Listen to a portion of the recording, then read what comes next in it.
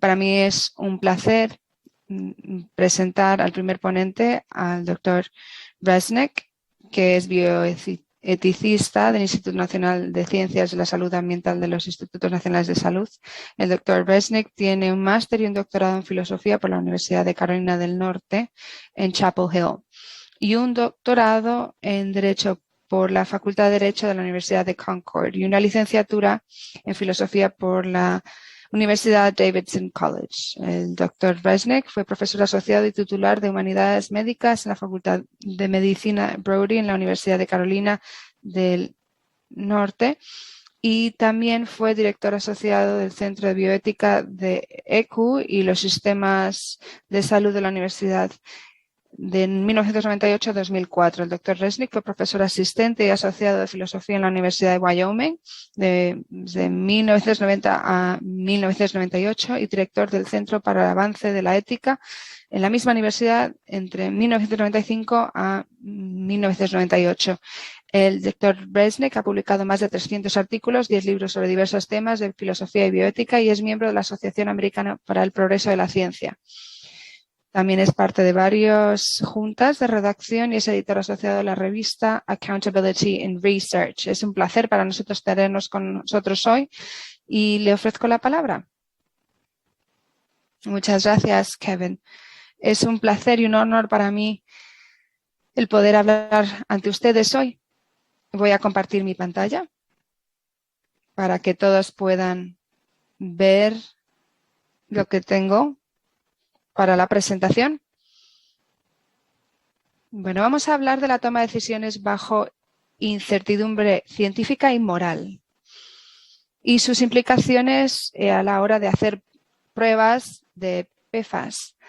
Voy a darles un ejemplo sencillo cuando se trata de tomar decisiones. Cuando hablamos, por ejemplo, de invertir $10,000, tenemos una serie de opciones, acciones, bonos, fondos de inversión con distintas condiciones, dependiendo del lugar, la región, una economía en crecimiento, una economía estable, una economía en retroceso y también tenemos varios resultados como resultado de justamente la decisión, el rendimiento de la inversión en una economía en crecimiento, en una estable y otra en retroceso. Y ahí verán también los valores asociados con esa decisión. La idea de la decisión es maximizar la rentabilidad de esa inversión. Cuando se trata de considerar un tratamiento médico, cuando tenemos a un hombre de 65 años que ha sido diagnosticado con cáncer de próstata, tenemos distintas opciones ante nosotros. Tenemos vigilancia, es decir, no hacer nada. Tenemos también la opción de radioterapia, terapia hormonal y una prostatectomía. Y el resultado puede ser distinto, puede ser un cáncer agresivo o un cáncer no agresivo con resultados distintos. Si están haciendo vigilancia, si el cáncer es agresivo, tenemos 1 año solamente de esperanza de vida, pero si no es agresivo podríamos estar considerando 15 años. Y luego estoy incluyendo otros posibles resultados. Y aquí solamente estamos incluyendo la esperanza de vida, pero no estamos considerando otros ámbitos como pueden ser la calidad de vida o costes financieros. En este tipo de situaciones en las que hacemos frente a la incertidumbre, tenemos distintos aspectos en lo que se refiere a la incertidumbre. Tenemos incertidumbre epistemológica o científica que tiene que ver con unas evidencias que no son concluyentes o pruebas no concluyentes.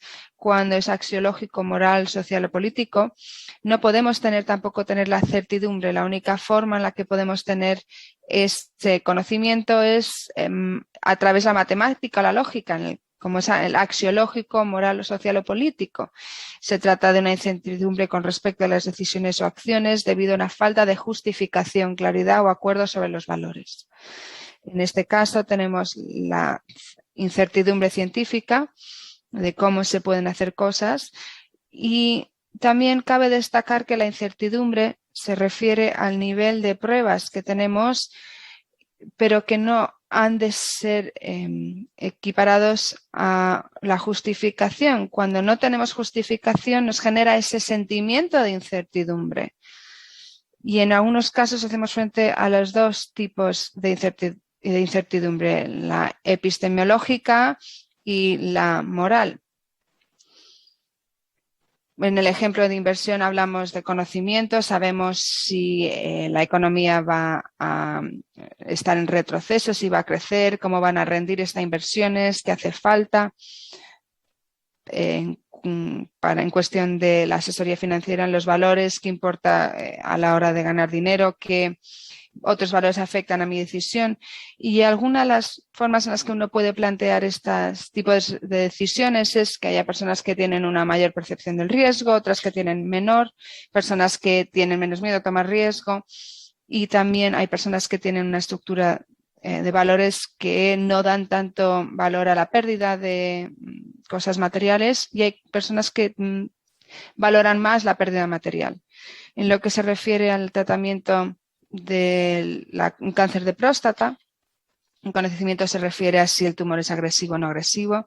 No sabremos cómo va a responder a los tratamientos, cómo estos tratamientos van a afectar a los tratamientos y qué pruebas tengo de que mi médico también crea o tenga ciertas creencias, y luego los valores, que otros valores, además de la esperanza de vida, afectan mi decisión, como puede ser la calidad de vida, cómo van a afectar estos distintos tratamientos la calidad de vida de formas distintas.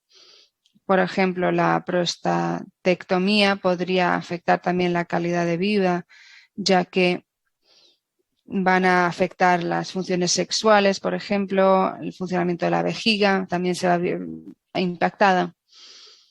Y cuando se habla de la incertidumbre, es importante también tener en cuenta que la probabilidad es distinta a lo que se refiere a la incertidumbre. En algunos casos la gente habla de la probabilidad equiparándola a la incertidumbre, pero si hablamos en estos términos, si la predicción del tiempo dice que va a haber una probabilidad de lluvia, ahí tenemos una probabilidad, pero también se puede considerar una probabilidad incierta o no certera, dependiendo de lo confiable que es el servicio meteorológico, por ejemplo, o las probabilidades de tener un resultado al lanzar un dado. Si tenemos una probabilidad entre 6 de obtener un 6. Y también pueden haber probabilidades basadas en relaciones matemáticas, las frecuencias observadas, análisis de sistemas, modelos o otros tipos de predicciones estadísticas. Una forma en la que podemos tomar estas decisiones, que es bastante popular, es utilizar la teoría de la utilidad esperada. Por ejemplo, elegir la opción que maximice la utilidad global esperada, que es una suma de las utilidades esperadas para las diferentes opciones. La utilidad esperada es la utilidad multiplicada por la probabilidad, y la utilidad se basa en las preferencias o valores de cada persona, y obviamente se pueden predecir a través de condiciones matemáticas, como pueden ser la coherencia matemática y lógica, la ordenación y transitividad. Y también en este enfoque se intenta implementar dentro del proceso de la toma de decisiones basado en las evidencias. Así que si lo aplicamos esto al ejemplo de la inversión, como verán, lo que he hecho es incluir una variable de 0.5 de probabilidad para una economía en crecimiento, 0.25 para una economía estable, y lo multipliqué por las utilidades con la probabilidad, y tenemos como resultado el ejemplo, y verán que las acciones van a tener una utilidad esperada más positiva en las siguientes probabilidades, y verán cómo las acciones tienen mejores resultados que los bonos. Estos son números hipotéticos. Vamos a suponer que solo hay 18% de probabilidad de que el cáncer sea agresivo. Pues ponemos estos números y los multiplicamos, y según este análisis, la prostatectomía es donde hay más utilidad porque la utilidad total esperada siempre es de 14 años, sea agresivo el cáncer o no. Estos son ejemplos muy sencillos, pero en el mundo real podría haber distintas opciones y combinaciones de opciones. Puede haber muchos resultados posibles, incluidos algunos que no son muy realistas, pero hay que descartar. Puede haber probabilidades que sean inciertas, así que no podemos depender de esas probabilidades y no estamos tomando en cuenta las actitudes hacia riesgo y la pérdida, y los valores pueden ser inciertos porque no sabemos qué debe tener prioridad o por qué nuestros valores son inconmensurables, cómo se puede poner precio a la vida, cómo se puede comparar la calidad de vida con la expectativa de vida, etcétera.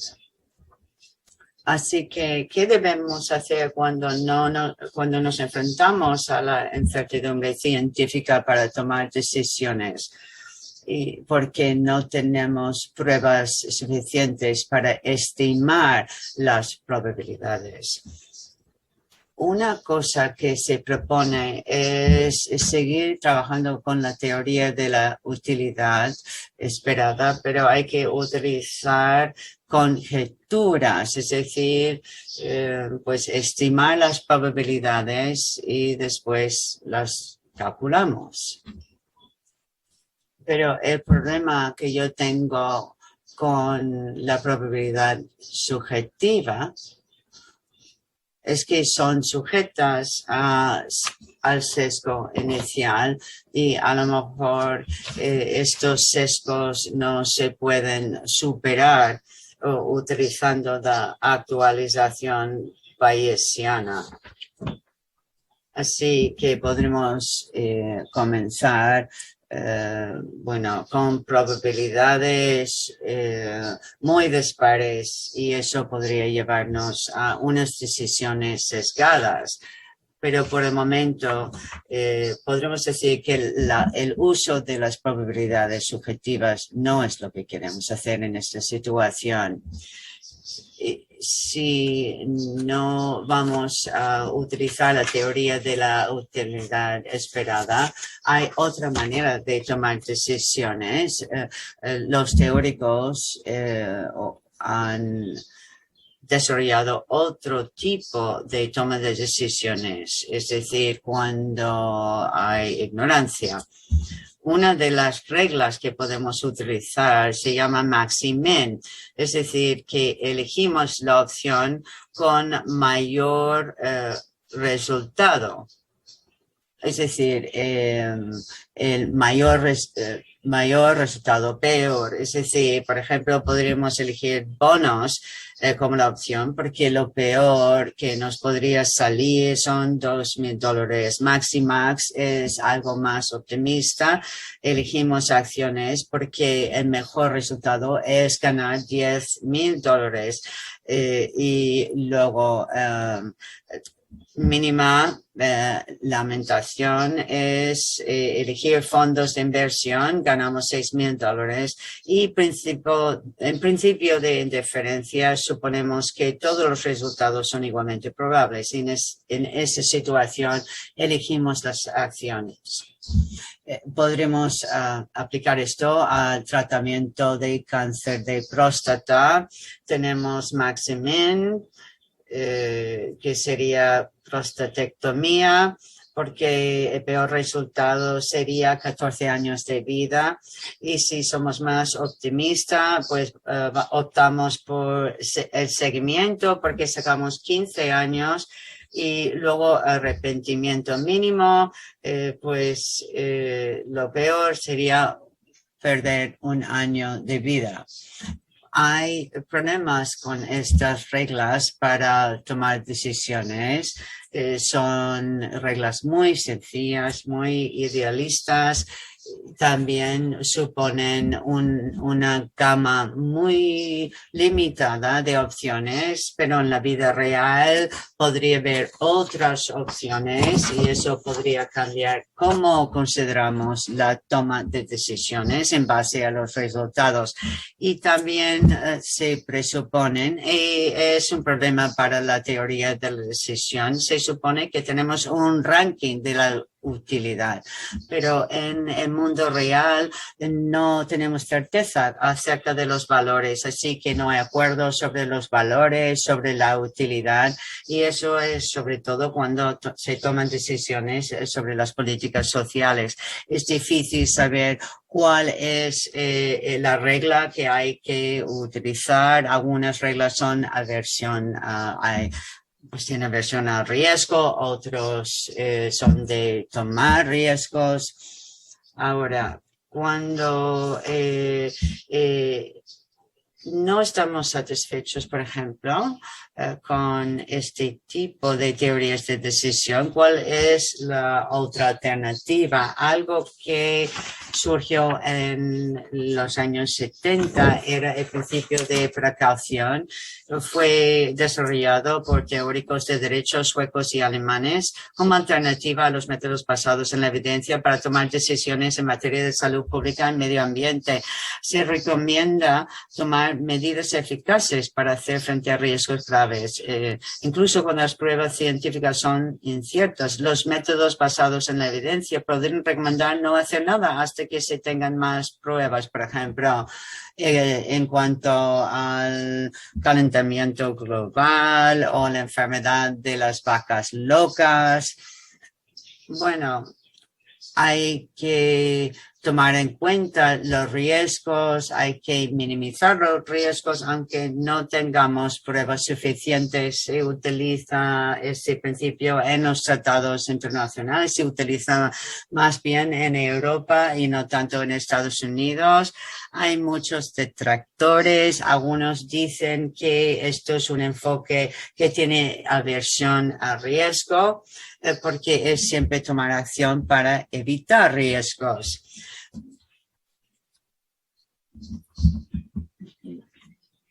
Yo creo que este principio puede hacer frente a estas objeciones. Entonces, esta es mi versión del principio de precaución.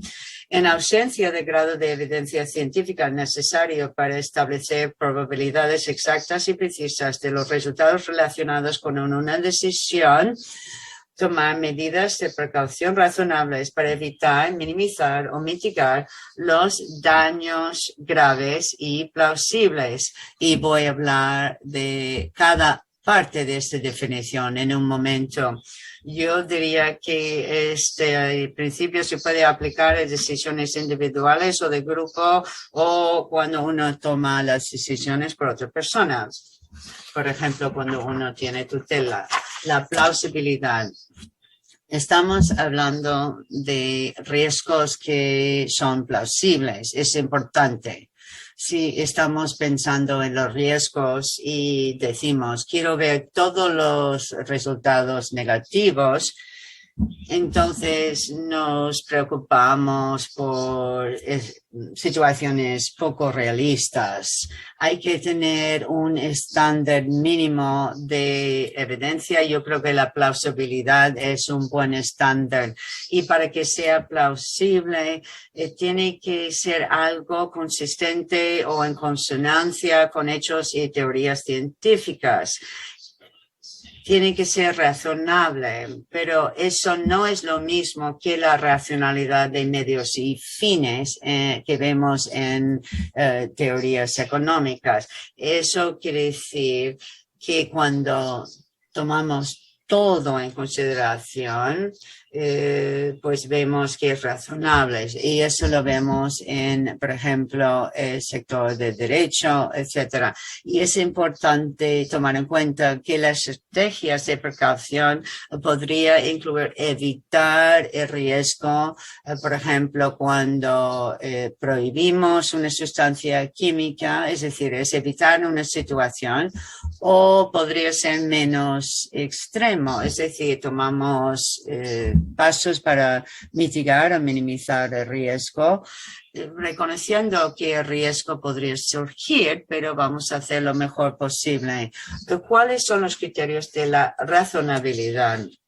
Aquí tenemos algunos criterios útiles, no son solo míos, pero los he incluido en mi versión de principio. Uno de ellos es la proporcionalidad. ¿Y qué queremos decir? Las medidas razonables equilibran proporcionalmente los riesgos y los beneficios. No es algo cuantitativo, sino es cualitativo. Básicamente, si vamos a tomar un gran riesgo, debería haber un gran rendimiento. Eso es la idea. Ahora, la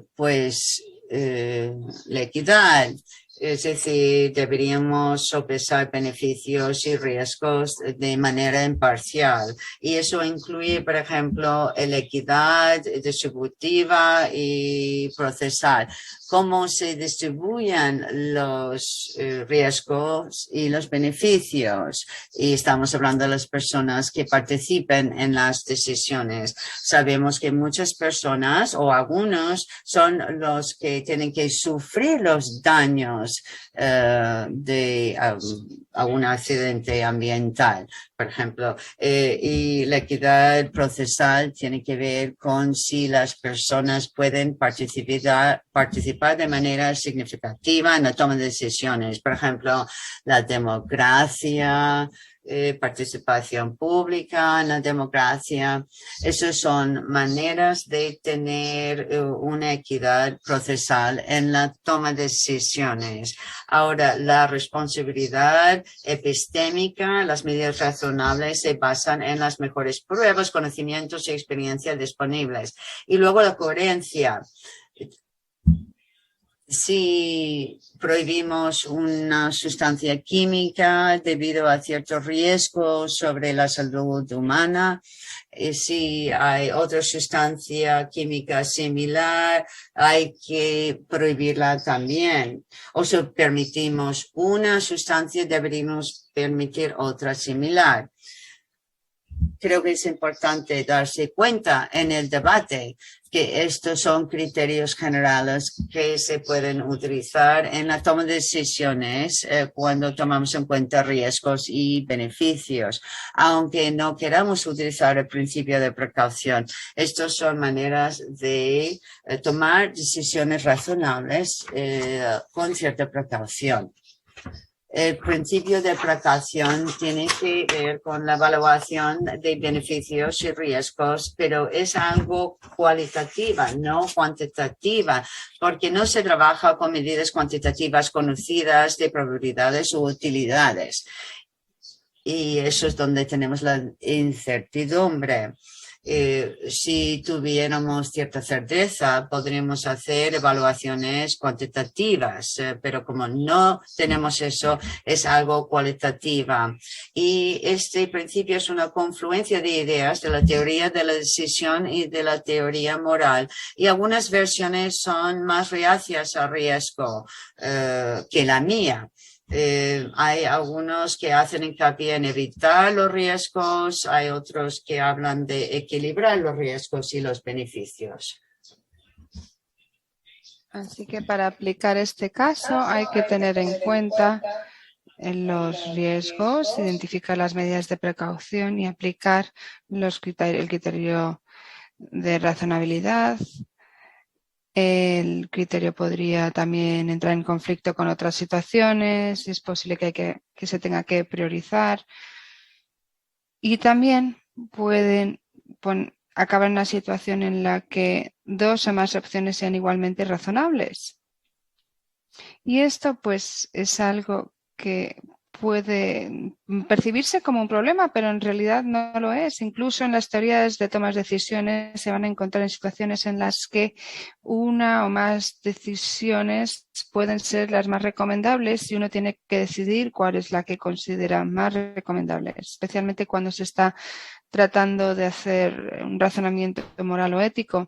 Puede que hayan distintas soluciones basadas en distintas percepciones o puntos de vista. Vamos a ver un ejemplo. Tenemos un paciente de 50 años que le preocupa haber estado expuesto a PFAS por haber bebido agua, y también puede haber vivido cerca de una zona en la que los bomberos han utilizado sustancias químicas de PFAS para apagar un incendio a 3 kilómetros de su casa hace 3 meses. Ha leído la exposición a los PFAS y puede aumentar el riesgo de colesterol alto, de cáncer de riñón, próstata, mama, hígado y ovarios. Le preocupan el cáncer, el colesterol alto, tiene antecedentes familiares de ambos y aunque su colesterol es bueno, tiene unos 5 kilos de sobrepeso.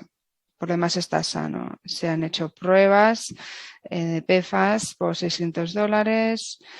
Hay laboratorios que no son certificados, que cargan menos. El seguro no cubre estos análisis. El paciente no puede permitirse pagar de su bolsillo las pruebas científicas, pero sí las no certificadas.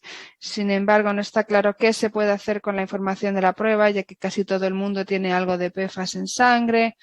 No hay nivel seguro normal establecido de PFAS en sangre, no hay tratamiento para reducir los niveles de PFAS en sangre y puede que no sea posible determinar la vía de exposición. Sin embargo, los niveles de PFAS en sangre disminuirán con el tiempo si se deja se interrumpe la exposición. ¿Cuál sería la medida de precaución razonable? ¿Debería analizarse la sangre del paciente? ¿Debería la compañía de seguros cubrir el coste de las pruebas? Y también podríamos incluir lo siguiente dentro como factor. Supongamos que el colesterol total del paciente ha aumentado significativamente en el último año sin ninguna causa evidente. ¿Refuerza eso el argumento para el análisis de sangre para buscar PFAS? ¿Cuáles son los posibles daños? ¿Son plausibles o no? ¿Son posibles? Sí, pues cáncer y colesterol alto. ¿Son plausibles? Sí.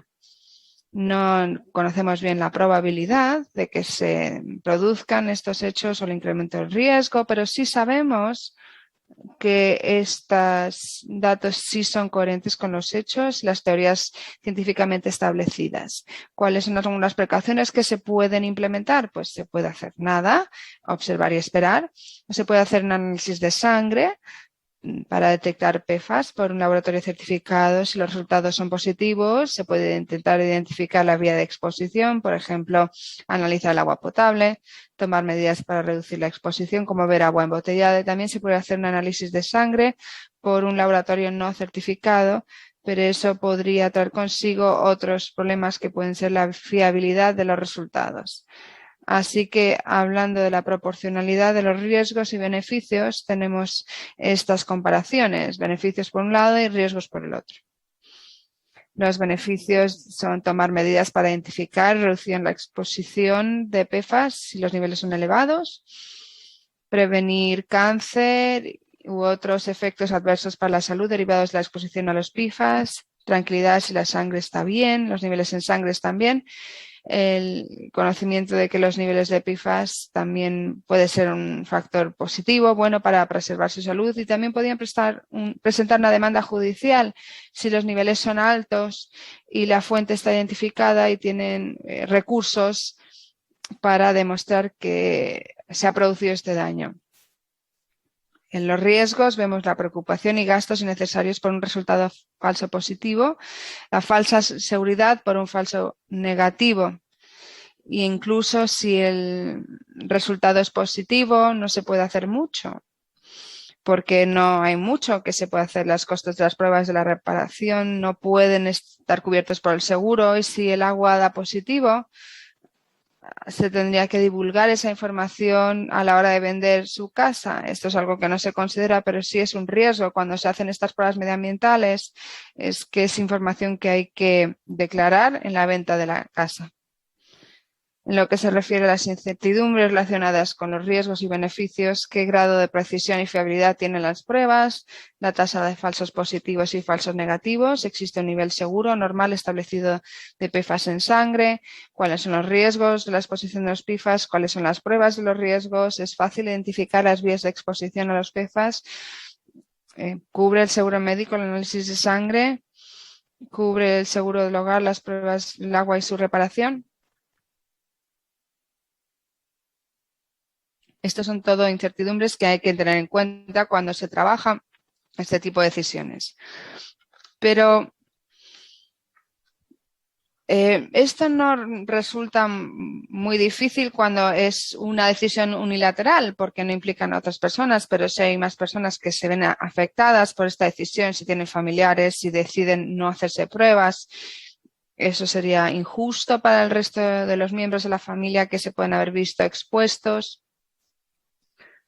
La responsabilidad epistémica, que si la decisión está basada en las mejores pruebas disponibles y qué tipo de riesgos se están tomando y se están corriendo. Si sería incoherente preocuparse por la exposición a los PFAS, pero no la exposición a otras sustancias químicas. Es bastante interesante porque puede que se ven en muchos casos las personas que son incoherentes a la hora de algunos miedos. Por ejemplo, una persona que puede estar bebiendo, fumando, expuestos a pesticidas, pero se preocupan por los PFAS. Así que en lo que se refiere a la coherencia, es difícil determinar qué riesgo han de preocuparse más los individuos o si se pueden reducir todos los riesgos. Obviamente no criticamos a las personas por la incoherencia cuando se trata de su miedo a estar expuestos a riesgos. Pero cuando se trata de los gobiernos, sí, tenemos que exigir que haya coherencia. Por ejemplo, productos químicos que se han prohibido están en listas, pero luego vemos otros productos químicos que son muy similares que sí que se siguen utilizando. David, solo quería recordarle que tenemos un límite de tiempo. Y para pasar a la toma de decisiones en grupo, podemos también incluir este principio de proporción, si se podrían hacer pruebas legales de análisis en sangre de PFAS y qué tipo de medidas hay para la prevención y qué beneficios tiene hacer las pruebas en sangre, si deberían cubrirlo los seguros médicos, debería serlo el gobierno, cuáles son los costes sociales y los beneficios. Deberían también cubrir los seguros del hogar este tipo de pruebas de PFAS en las fuentes de agua.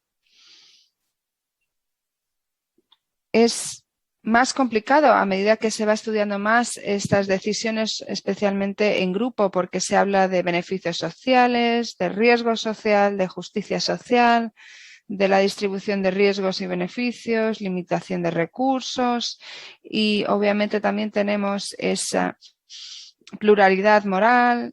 Obviamente se puede también incluir la política en la decisión, se puede convertir muy fácilmente en un problema bastante caótico que pueda interferir a la hora de tomar la decisión.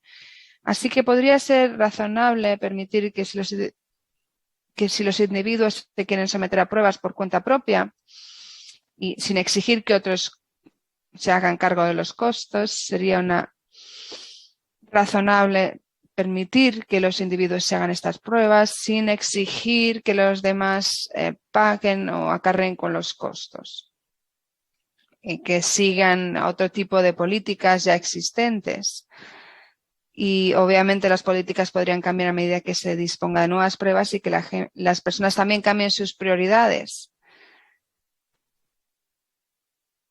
Así que lo que quisiera decir es que se puede utilizar el principio de precaución para complementar otros principios, pero lo que se puede decir en favor de la teoría de utilidad probable es la alta incertidumbre y la baja incertidumbre.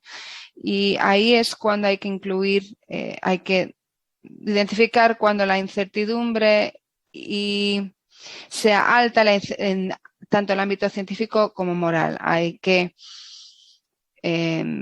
centrar y complementar estos enfoques, por ejemplo, utilizar la teoría PP cuando la incertidumbre científica sea alta y luego cambiar a EUT cuando la incertidumbre disminuya.